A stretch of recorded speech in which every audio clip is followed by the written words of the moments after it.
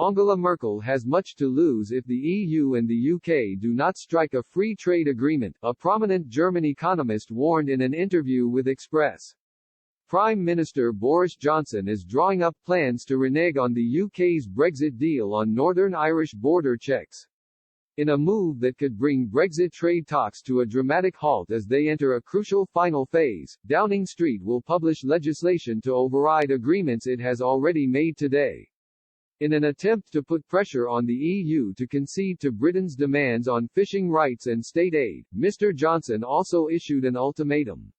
He said that no deal would be a good outcome for Britain and set the October deadline.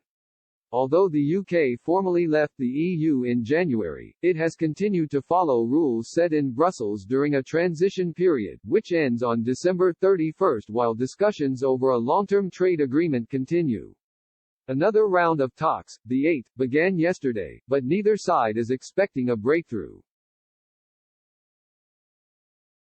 As the country prepares to say goodbye to the bloc for good, unearthed reports shed light on the dire consequences Germany will have to face if the EU and the UK end up without a trade agreement in place.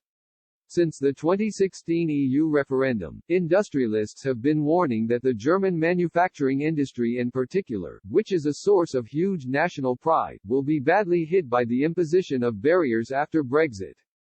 In 2017, Professor Thorsten Pollett told Express.co.uk that Eurocrats would have harmed the interest of people in the EU if they continued to pursue their antagonistic tone towards Britain.